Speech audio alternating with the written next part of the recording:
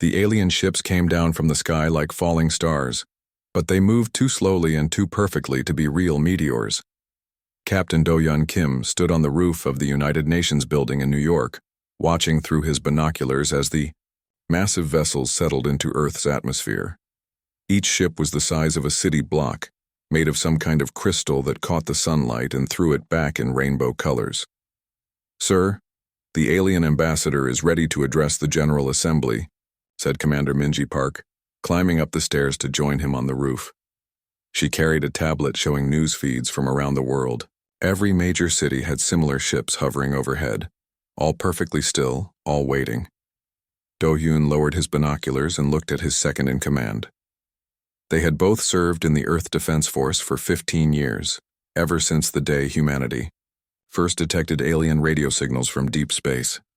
Back then, everyone thought first contact would be exciting. Now looking at those massive ships that could destroy entire cities without breaking a sweat, excitement felt like the wrong word.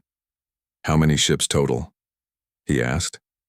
347, spread across every major population center on Earth. They showed up exactly 12 hours ago, all at the same time. No warning, no communication, just there. Minji swiped her tablet to show a global map covered in red dots. "Intelligence says each ship has enough firepower to level a mountain." They walked back into the building and took the elevator down to the General Assembly Hall. The place buzzed with nervous energy. Diplomats from every nation sat in their assigned seats, whispering to each other in dozens of languages.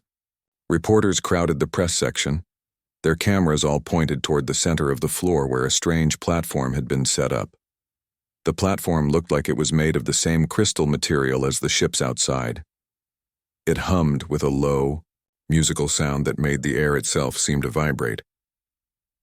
As Do-Hyun and Minji took their seats in the observer section, the humming grew louder. Then he appeared. The alien materialized on the platform in a flash of blue light. He was tall, maybe 8 feet, and his entire body seemed to be made of living crystal. When he moved, the light inside him shifted and flowed like water. His face had features that were almost human. 2 eyes, a mouth, something that might have been a nose.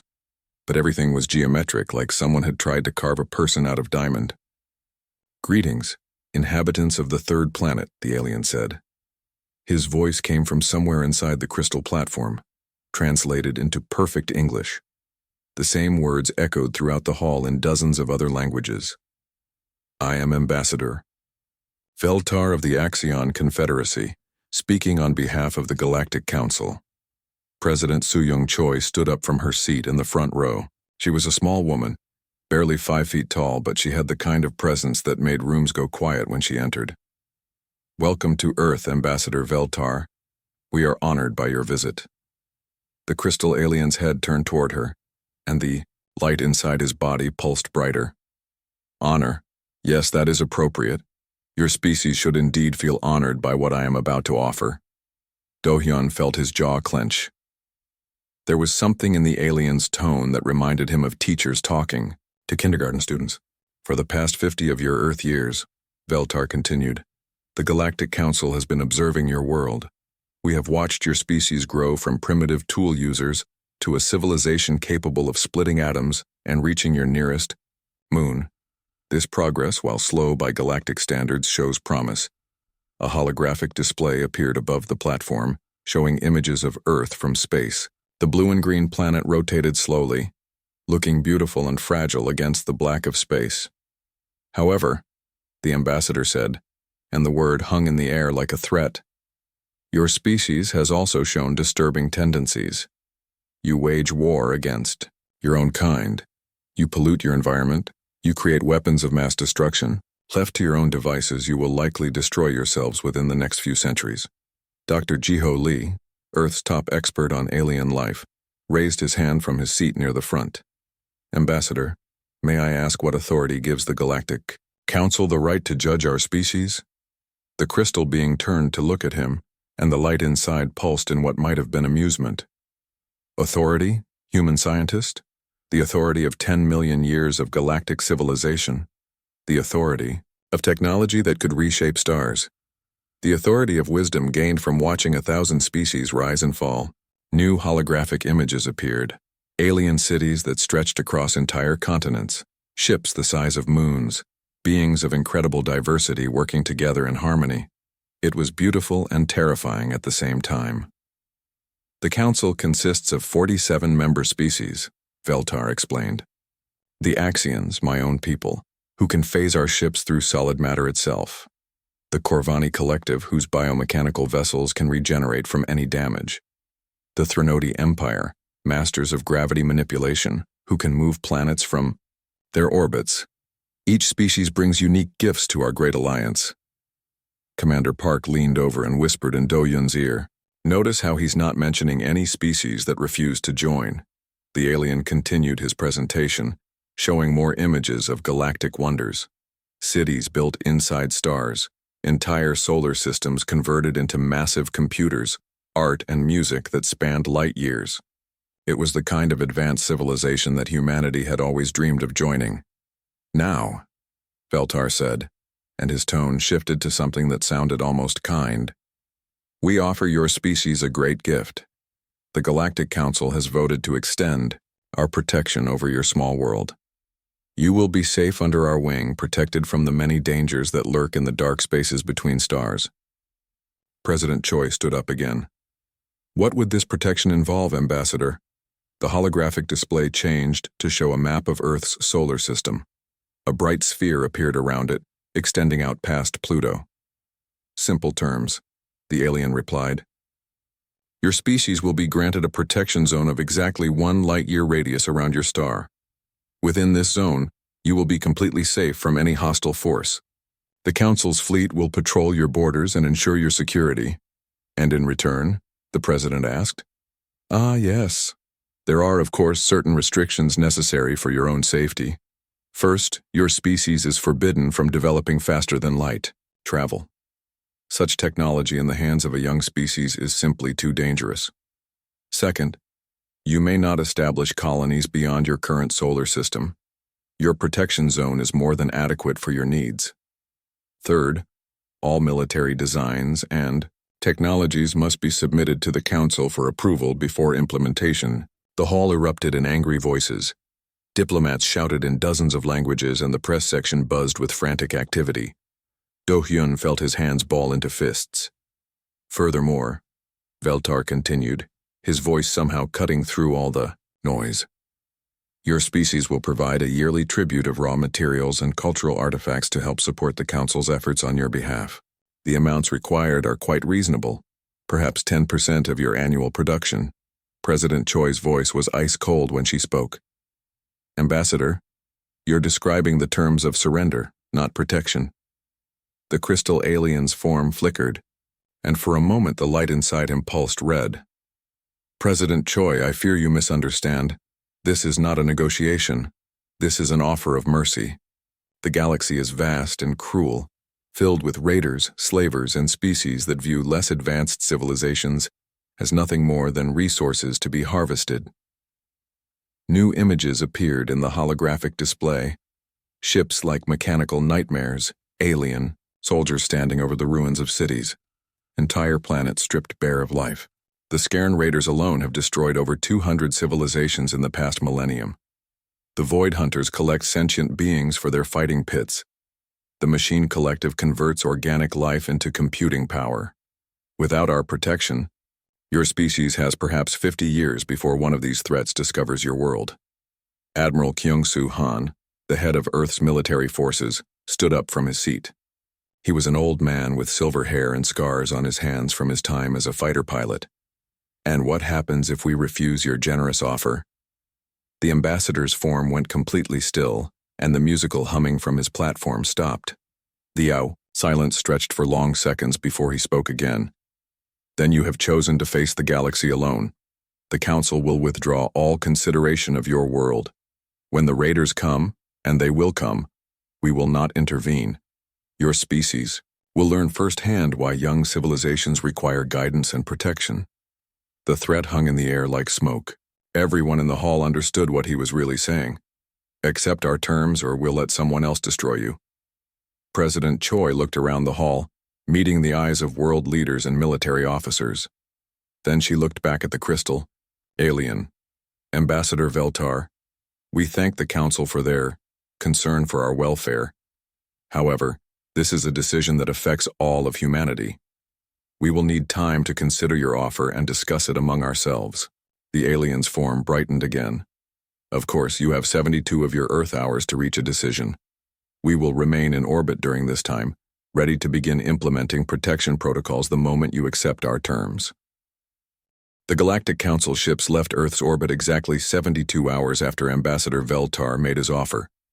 Captain Do-Yun Kim watched them go from the bridge of the UES Defiance, their crystal forms disappearing into hyperspace with flashes of blue light that lit up the darkness between stars. Well, Commander Minji Park said from her position at the tactical station, I guess that settles it. We just told the most powerful alliance in the galaxy to go find someone else to protect. Kim nodded, his eyes fixed on the long-range sensor displays. The Defiance hung in the asteroid belt between Mars and Jupiter, running silent and dark, invisible to anyone who didn't know exactly where to look. Around them, chunks of rock and metal drifted in their ancient orbits, providing perfect cover for a ship that wasn't supposed to exist. Any word from Earth Command? He asked. Communications Officer Sunho Bayek checked his instruments. President Choi's speech was broadcast on all channels 12 minutes ago.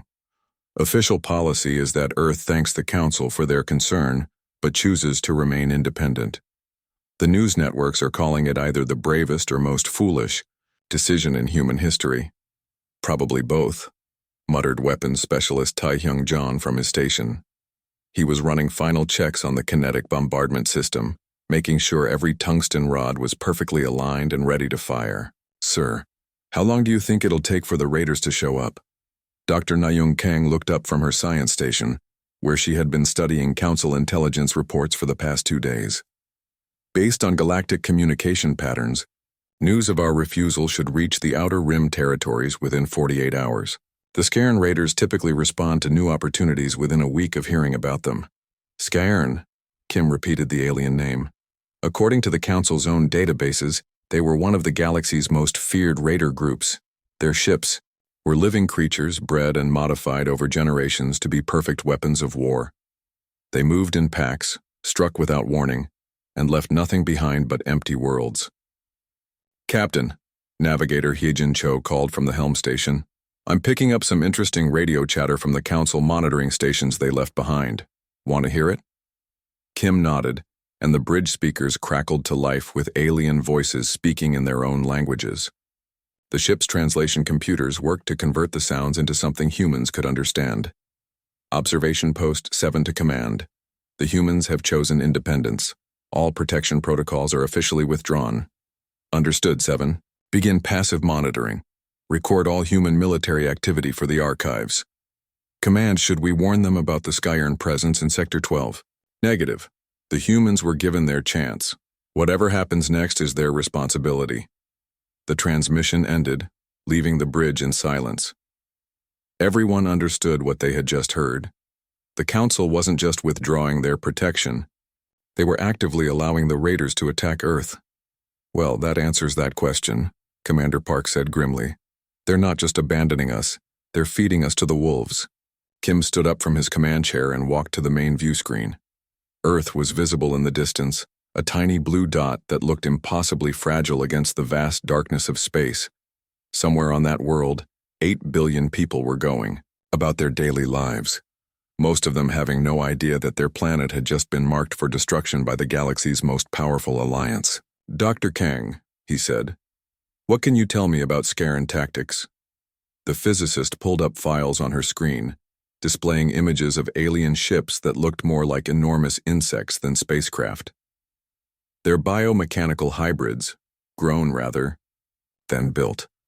Each ship is a living creature with thick armor that can regenerate damage, weapons that fire concentrated acid, and the ability to reproduce by consuming raw materials from conquered worlds. How big? Asked Commander Park. Individual ships range from 200 meters to over 1 kilometer in length. They typically attack in groups of 20 to 40 vessels, overwhelming their targets through sheer numbers and firepower. Tactical. Officer Minho O studied the data from his station. Sir, even accounting for their regenerative abilities, our weapons should be effective against biological targets. Kinetic strikes at 90% light speed will punch through any armor they can grow. What about their weapons? Kim asked. Primarily energy-based, Dr. Kang replied. Plasma cannons, acid projectors, and some kind of bioelectric discharge system. Dangerous to conventional ships, but our shielding should handle them easily. Engineer Boyoung Song's voice came over the comm system from the engine room. Captain, I've been thinking about something. The Council databases show that Skern ships are designed for close-range combat. They rely on swarming tactics and overwhelming firepower at short distances. What if we don't let them get close? Kim smiled. You're thinking long-range engagement? Exactly. Our kinetic bombardment system has an effective range of over 30 million kilometers. Most galactic species fight at ranges measured in thousands of kilometers. If we can hit them before they even know we're there, their numbers won't matter. The conversation was interrupted by an alert from the sensor station. Navigator Cho's voice was tense as she made her report.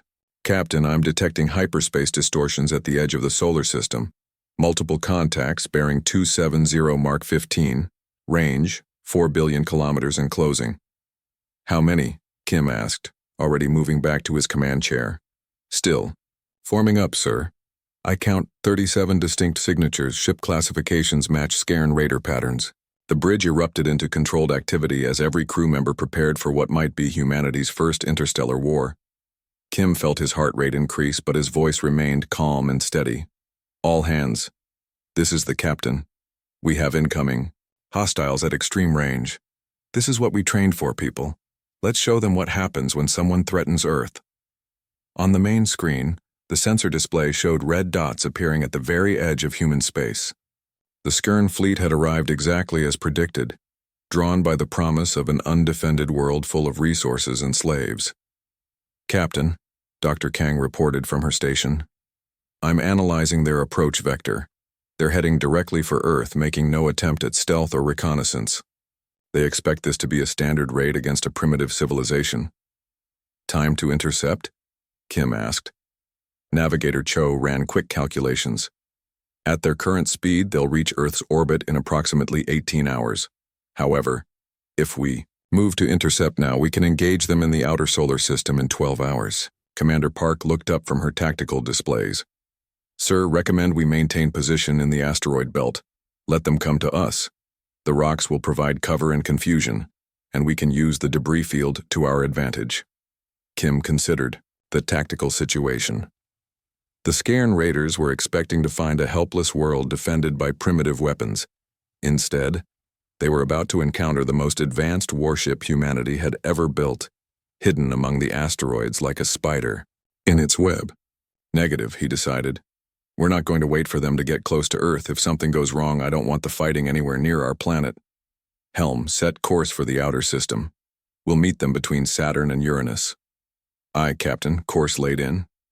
Dr. Kang, I want continuous scans of the enemy fleet. Any information about their capabilities, their formation, their weapons. I want to know everything. Already on it, sir. Initial scans show they're using standard Skern pack formation. Larger command ships in the center, smaller raiders spread out in a hunting pattern. The largest vessel appears to be about 800 meters long. As the Defiance moved through space toward its intercept point, Kim thought about what they were about to attempt. One human ship against an entire alien raider fleet. The tactical computers said they had advantages in range, firepower, and technology. But the Skern had been raiding across the galaxy for thousands of years. They knew how to fight and they knew how to kill. Captain, Communications Officer Bayek called out, I'm detecting transmissions from the enemy fleet. They're not trying to hide their communications at all. Let's hear it, Kim ordered. The bridge speakers filled with harsh, guttural sounds that the translation computers struggled to process. Slowly, words began to form. Pack Leader Gixanash to all vessels. The human world lies undefended before us. Council records indicate primitive technology. No space-based defenses, population of approximately 8 billion. This will be a profitable hunt. Warlord, what of the Council's protection? Withdrawn. The humans refuse their offer like fools. The galaxy's mercy has its limits. Any signs of military response? None detected. Long-range scans show only commercial traffic and scientific satellites. The humans appear to have no knowledge of our approach. The transmission ended, and Kim felt a cold satisfaction settle in his chest. The raiders were so confident that they weren't even trying to hide their intentions. They thought they were hunting helpless prey. Weapons, he called to Taehyung. John, begin charging all systems. I want every kinetic rail ready to fire on my command. Aye, sir. Kinetic bombardment system charging now. We'll have full power in 10 minutes. Commander Park, prepare firing solutions for the enemy command. Ship.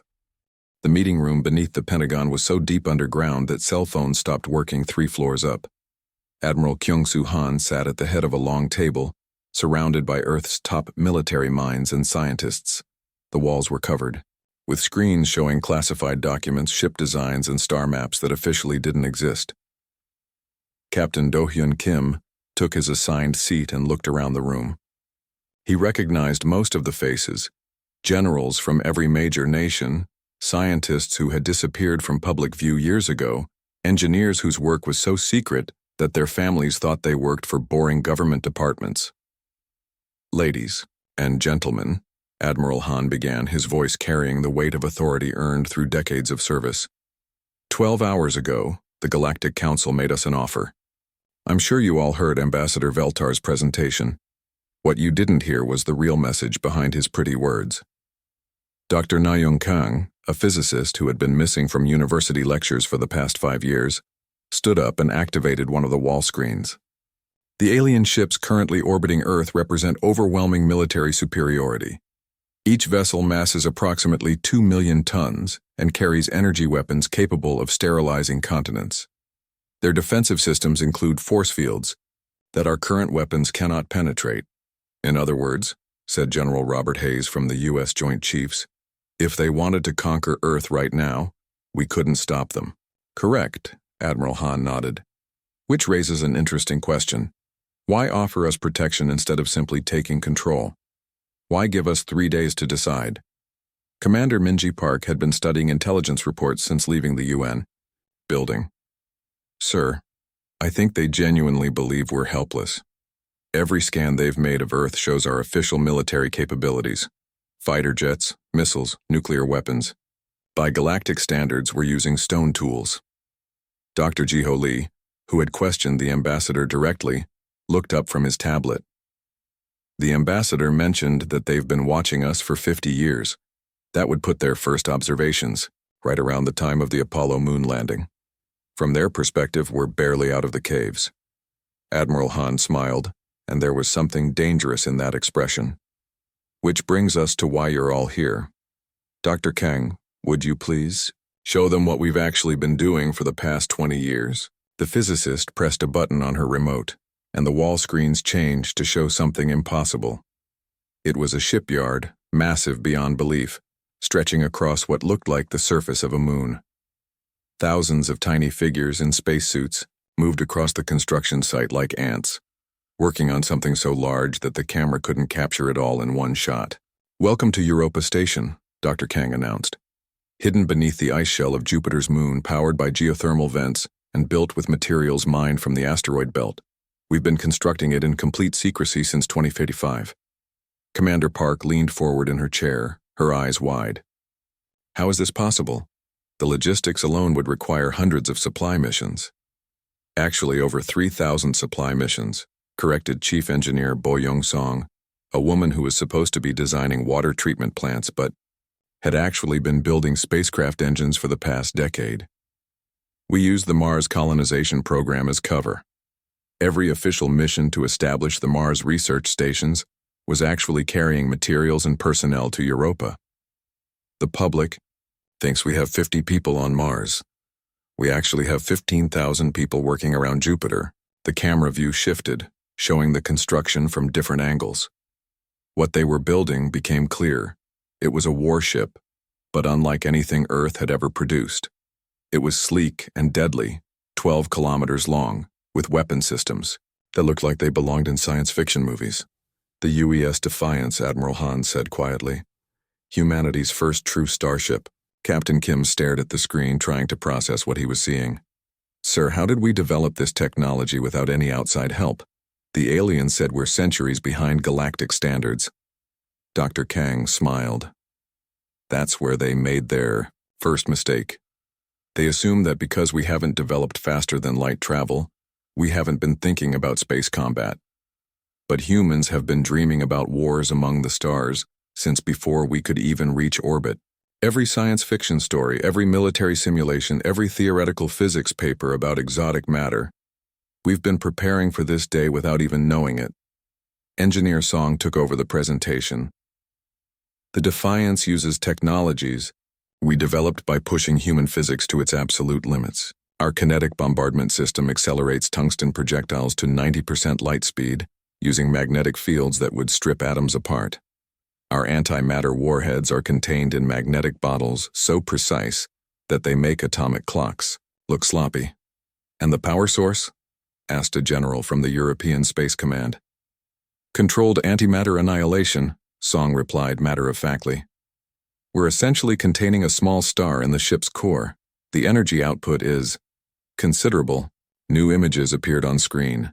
Test firings of the ship's weapon systems conducted in the outer reaches of the solar system, where no one would notice. Asteroids the size of mountains simply vanished when the weapons hit them, converted to expanding clouds of superheated plasma. But the most impressive system, Dr. Kang continued, is the quantum cascade cannon. It doesn't just destroy matter, it breaks down the fundamental forces that hold atoms together. The weapon literally unravels targets at the subatomic level. Admiral. Han stood up and walked to the front of the room. The Galactic Council thinks they're dealing with primitive humans who barely know how to split atoms. They have no idea that we've spent decades preparing for exactly this scenario. Technologically superior aliens who view us as children. Sir, Commander Park said, even with all this firepower, we're talking about one ship against an entire galactic civilization. The Council has 47 member species with millions of ships. True. The Admiral nodded. But they're not planning to invade Earth with their entire fleet.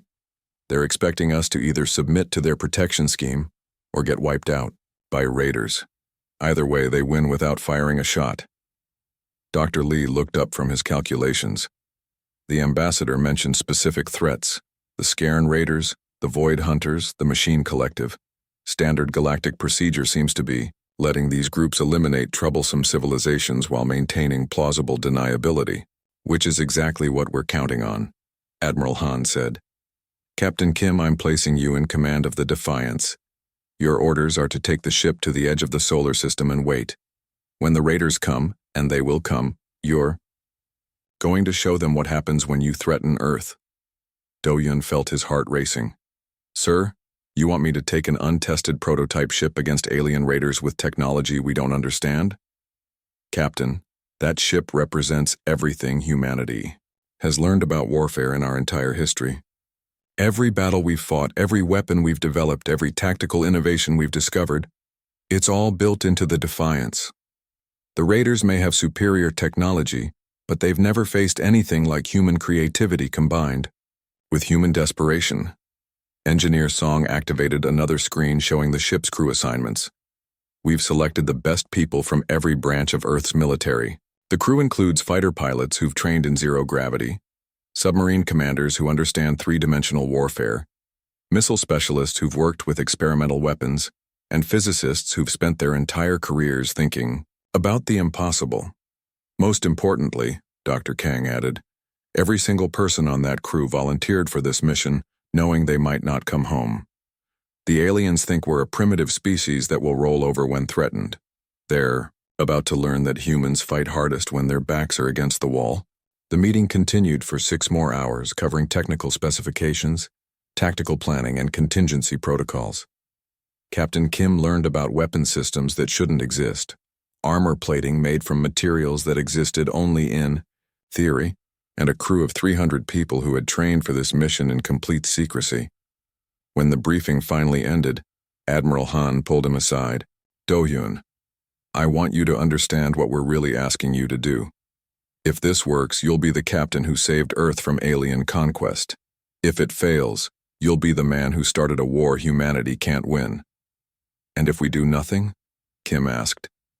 Then, we become pets in an alien zoo, allowed to exist as long as we stay in our cage and do what we're told. The Admiral looked out the window toward the surface, where alien ships still hung in the sky. Humanity didn't crawl out of caves and cross oceans and reach for the stars just to surrender when someone bigger showed up. 12 hours later, Captain Kim stood on the bridge of the UES Defiance as it powered up for the first time. Around him, his crew ran through system checks with the precision of people who knew they were making history. Commander Park stood at the tactical station, monitoring weapon systems that could crack moons. Weapons Specialist Taehyung-jeon reported green lights across all kinetic bombardment systems. The news of the Scairn fleet's destruction spread through galactic communication networks faster than the speed of light itself. Within hours, every major civilization in the galaxy had received detailed sensor recordings of the battle, transmitted by the Council's own monitoring stations. Ambassador Veltar stood before the emergency session of the Galactic Council, his crystalline form flickering with patterns that indicated extreme distress. Around the massive circular chamber, representatives from 47 species sat in stunned silence as they watched the tactical recordings for the 5th time. The engagement lasted exactly 43 minutes and 17 seconds, reported the Council's chief military analyst, a multi-tentacled being whose species had been studying warfare for 10,000 years. A single human vessel eliminated an entire Scairn raider fleet without sustaining any detectable damage. Their kinetic bombardment system operates at relativistic speeds. Their energy weapons appear to manipulate matter at the quantum level. Most disturbing of all, this vessel represents technology developed in complete isolation, without any galactic contact or guidance. The representative from the Corvani Collective, whose biomechanical ships were considered among the most advanced in the galaxy, raised one of her forearms. How is this possible? Our intelligence indicated that humans had barely achieved interplanetary travel. They were classified as a pre-contact civilization. Our intelligence, Veltar admitted with great reluctance, was apparently incomplete. While we observed their public technological development, they were secretly constructing advanced military systems using theoretical principles that most of our member species consider impossible to implement. On Earth, President Soo-young Choi sat in the emergency meeting room beneath the White House, surrounded by world leaders who had gathered via secure video conference. The wall screen showed news reports from around the globe as humanity struggled to process what had just happened. "Ladies and gentlemen," she began, her voice carrying to every capital city on the planet. 12 hours ago, our world faced its first alien invasion. A fleet of 47 warships entered our solar system with the intention of conquering Earth and enslaving our population. Today, that entire fleet has been destroyed by a single human vessel, the UES Defiance. Admiral Kyung-Soo Han stepped forward to address the assembly. The ship and its crew performed exactly as designed. Captain Kim and his team eliminated the alien threat without suffering any casualties or damage. However, this victory has consequences that extend far beyond our solar system. As if to emphasize his point, the communication boards in the room lit up with incoming messages from across the galaxy. Communications Officer Baek, reporting from the Defiance's bridge via quantum entanglement transmitter, provided a summary. "Madam President, we're receiving diplomatic communications from over 200 separate alien civilizations. 12 major powers have requested formal diplomatic contact. The Corvani Collective has offered a mutual defense treaty. The Threnodi Empire wants to purchase our weapon designs. Even species that the Council classified as hostile expansionist powers are approaching us with trade offers." Dr. Jiho Lee, still serving as Earth's primary xenobiologist, studied the flood of alien messages. The tone has changed completely from the Council's first contact. These communications use respectful language, formal diplomatic protocols, and acknowledgement of Earth as a sovereign world. No one is offering to protect us anymore. But it was the message from the Galactic Council itself that drew the most attention. Ambassador Veltar's image appeared on the main screen, his crystalline form now showing patterns of what human xenopsychologists had learned to recognize as deep respect and barely concealed fear. Esteemed humans of Earth, he began, his translation, device emphasizing every word with careful precision. The Galactic Council formally recognizes your world as a sovereign system and your species as a fully spacefaring civilization. We deeply regret any previous misunderstandings about your technological capabilities or your desire for independence. President Choi raised an eyebrow at the word misunderstandings. Beside her, General Hayes muttered, "That's a polite way of saying they tried to turn us into pets and got their faces blown off when we said no." The alien ambassador continued his message. The Council would be honored to discuss formal diplomatic relations, including possible membership in our organization. We believe that humanity's unique perspectives on technology and defense could benefit all member species. We await your response and hope for peaceful cooperation between our civilizations. Captain Do-hyun Kim watched the diplomatic transmissions from the bridge of the Defiance as his ship returned to Earth orbit. Around him, his crew monitored the flood of communications from across the galaxy, while keeping one eye on long-range sensors in case more uninvited guests decided to test humanity's defenses. "Captain," Commander Minji Park said with amusement in her voice, "I'm reading energy signatures from 17 different alien fleets that were moving toward our system. They've all stopped and are holding position at the edge of Council space." "Waiting to see what we do next," Kim replied. "Dr. Kang, what's your assessment of the galactic situation?" The physicist looked up from her analysis of alien communications. "Sir, we've fundamentally changed the balance of galactic power. The Skern Raiders were one of the major threats that kept younger civilizations dependent on Council protection.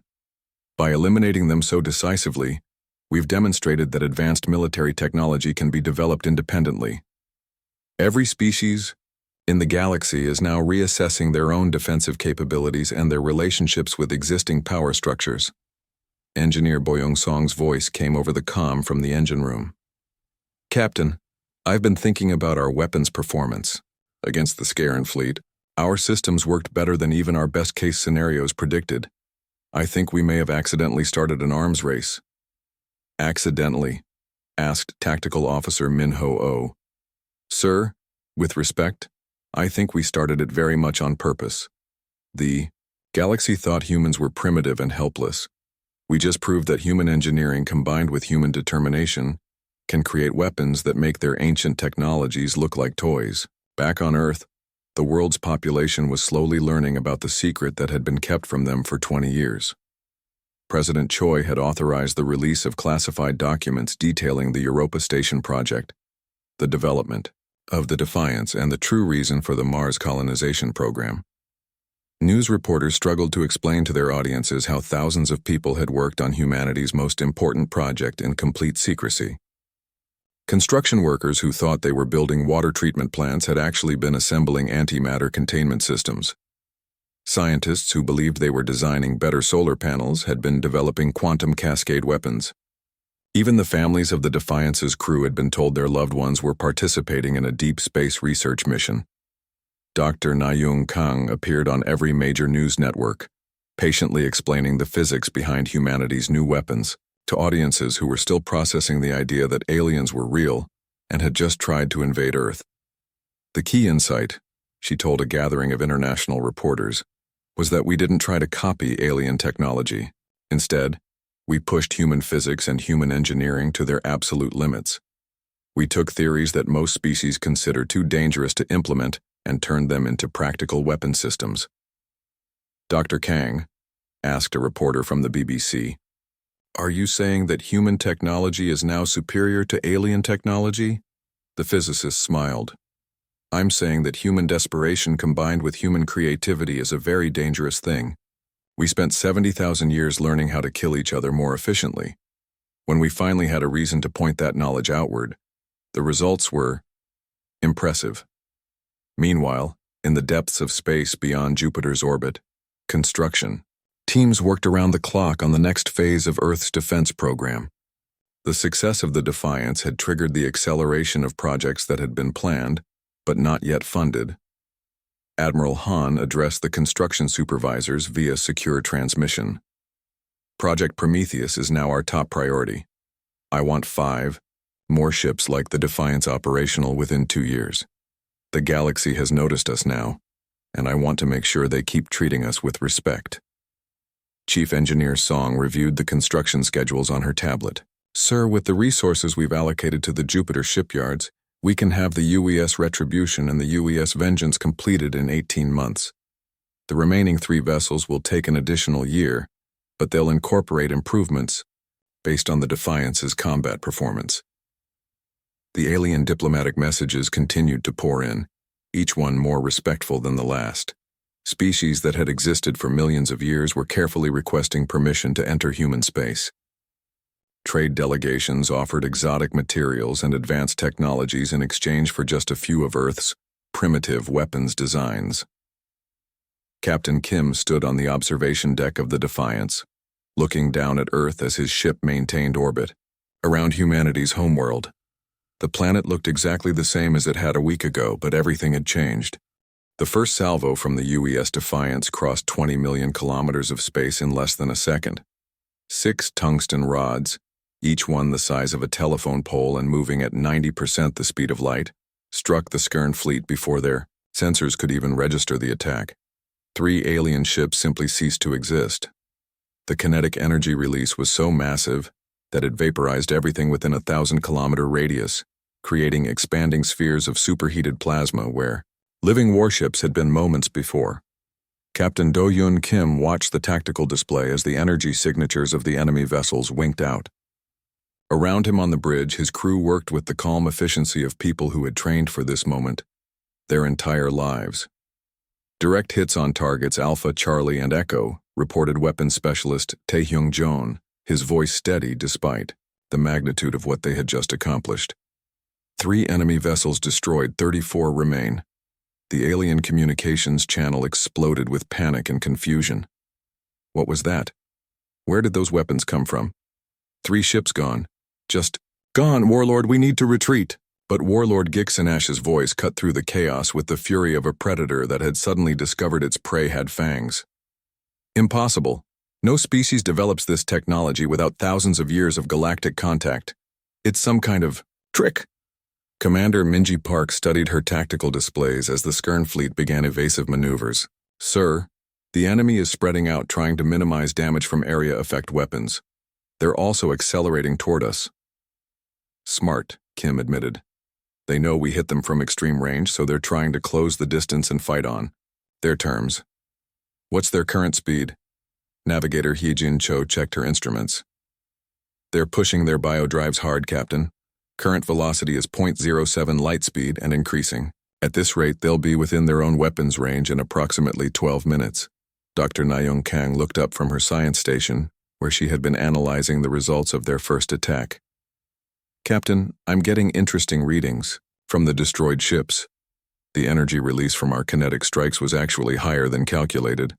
The Skarn armor appears to have some kind of reactive property that amplifies kinetic damage. Good news or bad news? Asked Tactical. Officer Min Ho-Oh. Good for us, Kang replied. It means our weapons are even more effective than we thought against their biomechanical hulls. Kim nodded and turned back to the main screen. The Skarn fleet was now visible as a swarm of red dots moving rapidly across the tactical display. Each dot represented a living ship full of alien warriors who had spent their lives raiding and destroying younger civilizations. Weapons.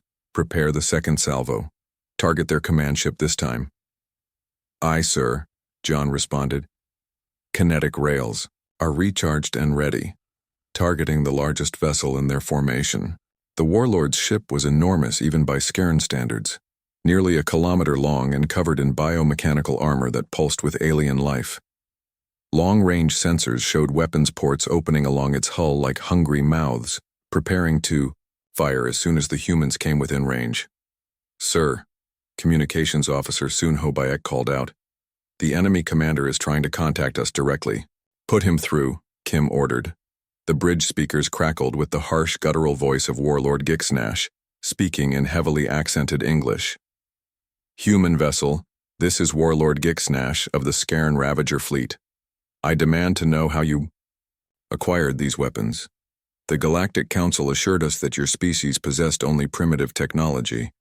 Kim stood up from his command chair, straightening his uniform. Communications, open a channel, let's have a conversation. The main screen shifted to show the interior of the alien command ship. Warlord Gixnash was exactly what Kim had expected, a creature of nightmares, with multiple arms ending in razor-sharp claws, eyes that burned like red coals, and a mouth full of teeth designed for tearing flesh. Behind him, other Scaran warriors operated biomechanical control systems that looked more grown than built. "Warlord," Kim said politely, "I am Captain Do-Yun Kim of the United Earthship Defiance.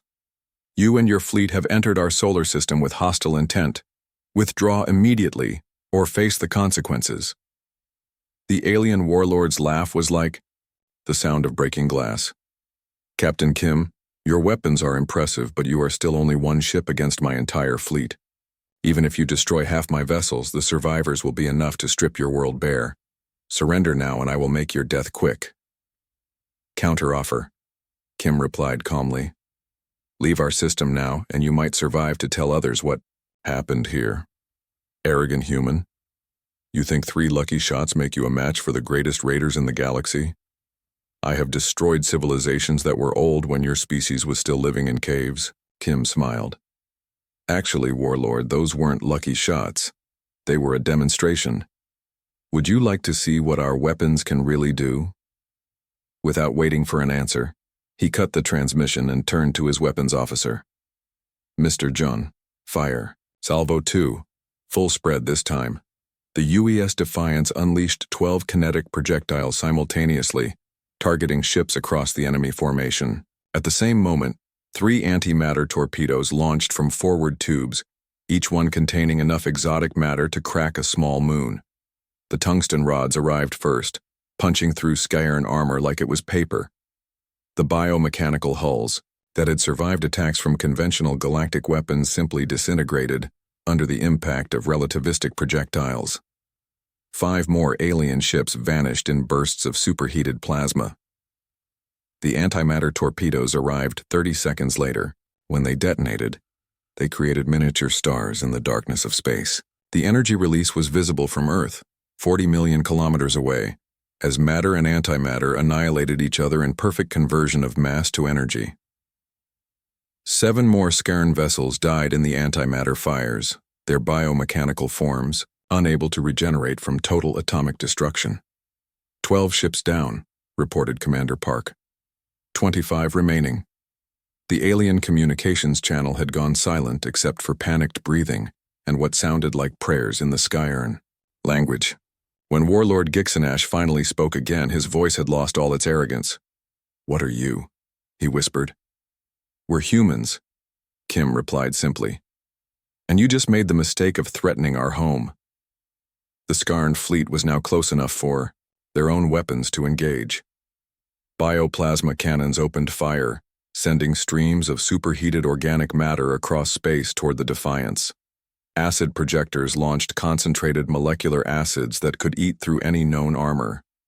Bioelectric discharge weapons filled the void with lightning that could fry electronic systems. None of it mattered.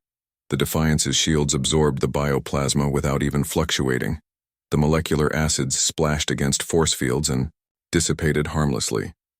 The bioelectric attacks couldn't penetrate defensive systems designed to operate in the heart of a star. "Their weapons are having no effect," reported Dr. Kang from the science station. "Shield strength is at 99% and holding steady." Engineer Bo Young-song's voice came over the comm from the engine room. "Captain, the antimatter containment system is performing perfectly. We can maintain this rate of fire indefinitely." Kim nodded and settled back in his command chair. The Scaran had closed to within 5 million kilometers now, well within the range of the Defiance's most devastating weapon. Dr. Kang charged the quantum cascade cannon, target the enemy command ship. A new alarm sounded on the bridge as the ship's most exotic weapon system came online. The quantum cascade cannon was humanity's attempt to weaponize the fundamental forces of the universe itself. Instead of simply destroying matter, it unraveled the quantum bonds that held atoms together, creating a cascade effect that could reduce entire ships to their component subatomic particles. Quantum cascade cannon charged and ready, Dr. Kang reported. Warning, Captain. This weapon has never been tested in actual combat. The theoretical models suggest the energy release will be significant. On the main screen, the Skarn command ship loomed large, its biomechanical hull writhing with alien life.